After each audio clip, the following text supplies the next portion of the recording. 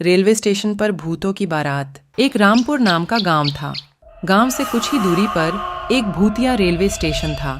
गांव के लोगों का उस रेलवे स्टेशन से आना जाना तो क्या, उसके आसपास भी भटकते नहीं थे, क्योंकि उनका मानना था कि उस रेलवे स्टेशन पर भूत रहते हैं। हर अमावस्या की रात उस भूतिया रेलवे स्टेशन से भूतों की बारात निकलती है, वह भी पूरे गाजे बाजे के साथ। बारात में एक भूतिया दूल्हा अपनी पूरी पलटन के साथ गांव में आता है और एक जवान लड़की को अपने साथ ले जाता है। आज फिर वही मनूस अमावस्या की काली रात आ गई। घर में एक जवान बेटी है, कैसे मैं उसकी रक्षा करूं? घबराने की कोई जरूरत नहीं है। मैंने घर के सभी खिड़की दरवाजे बंद कर दिए हैं। कोई भी दरवाजा खटखटाएगा तो खोलना मत। आज हम में से कोई भी पूरा रात नहीं सोएगा। तभी दिनेश की बेटी रूबी बोलती है, पिताजी, मुझे कुछ होगा तो नहीं ना? मुझे उन भूतिया बारातियों के साथ नहीं जाना। मेरी बच्ची, तेरे माता पिता के होते हुए तुझे किसी से डरने की जरूरत नहीं है। पूरा गांव दहशत से अपने अपने घर में छिपकर बैठ जाता है। तभी गांव में ढोल और शहनाई की आवाजें आने लग जाती हैं। आवाज इस भूतिया बारात की ही थी, जो रेलवे स्टेशन से निकलकर गांव की तरफ आ रही थी। गांव वालों, दिखाई और सुनाई नहीं देता क्या? तुम लोग को तो देखो, बारात आई है। हमारा स्वागत नहीं करोगे? मेरी दुल्हन कहाँ है? कहीं दिखाई नहीं दे रही मुझे। अब भूतिया बारात गांव में आ चुकी थी। सुनीता अपनी फूल जैसी बेटी को एक कोने में छुपाकर बैठी हुई थी। तभी भूत आगे की तरफ बढ़ता है और जोर जोर से हंसने लगता है।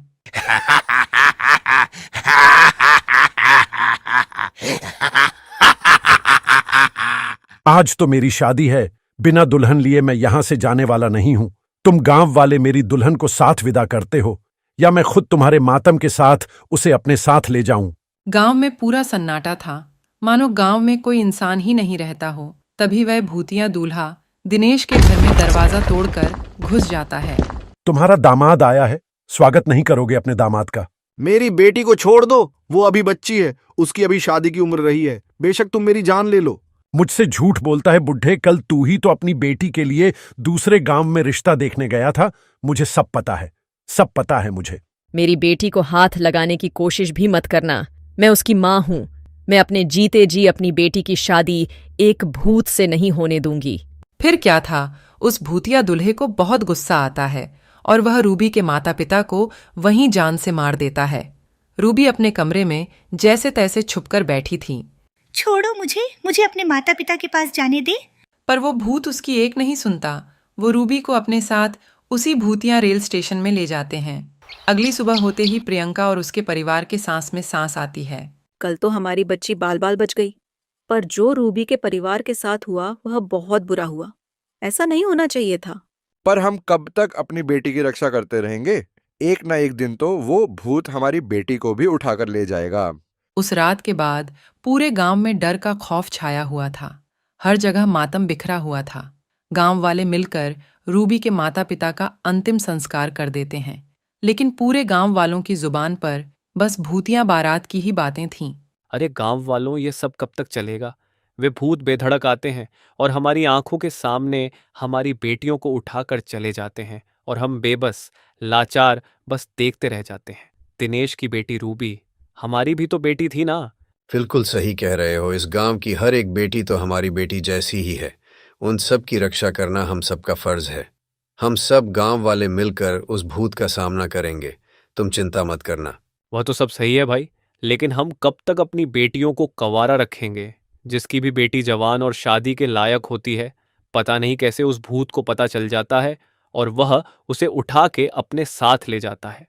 मेरी बेटी भी है और उसकी भी अब शादी होने वाली है। मैं कैसे अपने कलेजे के टुकड़े को उस भूत के हवाले कर दूं? अगले दिन पूरा गांव मुकेश की बेटी प्रियंका के शादी में लगा था। एक तरफ सजावट तो दूसरी तरफ मिठाइयां बन रही थीं। अब फेरों का समय था। दूल्हा दुल्हन मंडप में बैठे हुए थे कि तभी अचानक रेलवे स्टेशन से भूतिया बारात गांव की तरफ आ जाती है। सभी गांव वाले भूतों को देखकर अपने अपने घरों में छिप जाते हैं। अरे गांव वालों, तुम सबने तो मेरा साथ देने का वादा किया था ना? और कहा था कि हम इन भूतों का मुकाबला करेंगे। अब क्या हुआ तुम्हारे वादे का? तभी मुकेश की बेटी प्रियंका और पत्नी शोभा भी वहां आ जाती हैं। तुम्हारा यह साहस कि मेरे बिना तुम अपनी बेटी की शादी करने चले थे। जैसे ही भूत प्रियंका के माता पिता को मारने वाला होता है कि तभी प्रियंका उसी भूतिया दूल्हे के सामने आ जाती है और कहती है, आप मेरे माँ बापूजी को मत मारिए। अच्छा छोड़ दूं, इसे मैं बस एक ही शर्त पर छोड़ूंगा, अगर तुम मेरे से शादी करोगी। नहीं नहीं मेरी बच्ची, शादी के लिए तू हाँ मत करियो। तेरी शादी से अच्छा है कि यह भूत हमारी जान ले ले। माँ पिताजी, अगर इस भूत से शादी करने से आप दोनों की जान बचती है तो मैं यह शादी जरूर करूंगी। यह कहते ही भूतिया दुल्हा अपने बैंड बाजी के साथ प्रियंका को अपने साथ भूतिया रेलवे स्टेशन की ओर ले जाने लगता है। रुक जा मेरी बेटी, तू ऐसा मत कर। किसी गांव वाले की हिम्मत नहीं होती कि उस भूतिया बारात का सामना कर सके, क्योंकि उस बारात में एक से बढ़कर एक खूंखार भूत और चुड़ैल मौजूद थे। वहीं प्रकाश नाम का व्यक्ति अभी हाल ही में गांव में आया था और यह सब देखकर वह कहता है, ये ठीक नहीं किया हम सब ने। मेरी भी एक बहन है और उसकी भी उम्र शादी के लायक हो गई है। क्या उस प्रियंका की जगह मेरी बहन होती तब भी ऐसा ही करते हम लोग। गांव की बेटियों को हम यूं ही उन भूतिया बारातियों के हवाले करते आ रहे हैं, कल को मेरी सरिता का नंबर ना हो। भैया भाभी, मुझे बहुत डर लग रहा है। आए दिन इन भूतों का खौफ बढ़ता ही जा रहा है। दुल्हन का वह सुहाग का जोड़ा उनके मौत के जोड़े में तब्दील होता जा रहा है। बहन तू चिंता मत कर, मैं इसका समाधान जरूर निकालूंगा और तेरे साथ साथ इन गांव वालों को भी इन भूतिया बारातियों से मुक्त कराऊंगा। इसके बाद प्रकाश जंगल में एक तपस्वी तांत्रिक के पास जाते हैं और उनके पास पहुंचकर अपने गांव का हाल बताता है। बेटा, मैं देख पा रहा हूं कि तुम्हारे गांव पर एक श्रापित भूतिया बारात का साया है और उस भूतिया बारात से छुटकारा पाने के लिए मेरे कहे अनुसार नियमों का पालन करना होगा। जी तांत्रिक बाबा।